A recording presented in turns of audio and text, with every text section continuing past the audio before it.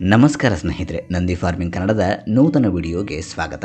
ಈ ದಿನದ ಕೃಷಿ ಮಾಹಿತಿ ಅಂದರೆ ರೈತರ ಹೊಲಗಳಿಗೆ ನೀರಾವರಿ ಸೌಲಭ್ಯ ಕಲ್ಪಿಸುವ ಸರ್ಕಾರದ ಗಂಗಾ ಕಲ್ಯಾಣ ಯೋಜನೆಯ ಬಗ್ಗೆ. ಈ ಯೋಜನೆಯ ಅಡಿ ರೈತರು ಬೋರ್ವೆಲ್ಗಳು ಹಾಗೂ ಪಂಪ್ಗಳನ್ನು ಅಳವಡಿಸಲು ಸರ್ಕಾರದ ಸಹಾಯಧನ ಪಡೆಯುವುದು ಹೇಗೆ, ಈ ಯೋಜನೆಯಿಂದ ರೈತರಿಗೆ ಏನೆಲ್ಲ ಪ್ರಯೋಜನಗಳು ಇವೆ ಎನ್ನುವುದನ್ನು ತಿಳಿಯೋಣ ಬನ್ನಿ.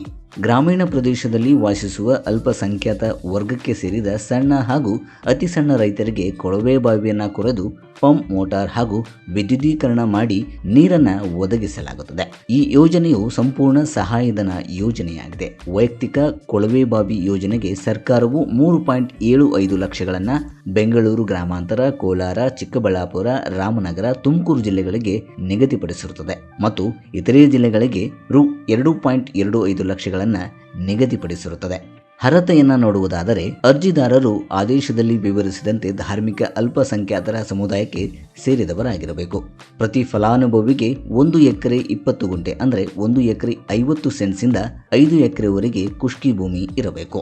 ಕೊಡಗು, ದಕ್ಷಿಣ ಕನ್ನಡ, ಉಡುಪಿ, ಉತ್ತರ ಕನ್ನಡ, ಚಿಕ್ಕಮಗಳೂರು, ಶಿವಮೊಗ್ಗ ಮತ್ತು ಹಾಸನ ಇಂತಹ ಜಿಲ್ಲೆಗಳಿಗೆ ಜಮೀನಿನ ಲಭ್ಯತೆ ಬಹಳ ಕಡಿಮೆ ಇರುವುದರಿಂದ ಕನಿಷ್ಠ 1 ಎಕರೆ ಜಮೀನು ಹೊಂದಿರತಕ್ಕದ್ದು.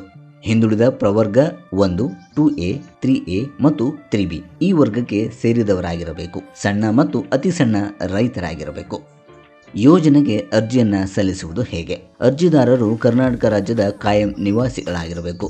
ಅರ್ಜಿದಾರರು ಸಣ್ಣ, ಅತಿ ಸಣ್ಣ ಹಿಡುವಳಿ ರೈತರಾಗಿರಬೇಕು. ಎಲ್ಲ ಮೂಲಗಳಿಂದ ಕೌಟುಂಬಿಕ ಆದಾಯ 96,000ದಿಂದ 6 ಲಕ್ಷ ಮೀರಿರಬಾರದು. ಅರ್ಜಿದಾರರ ವಯಸ್ಸು ಕನಿಷ್ಠ 18 ಇರಬೇಕು. ಅರ್ಜಿದಾರರಿಗೆ ಕನಿಷ್ಠ ವಯೋಮಿತಿ 50 ವರ್ಷ ಇರುವುದನ್ನು ರದ್ದುಪಡಿಸಲಾಗಿದೆ.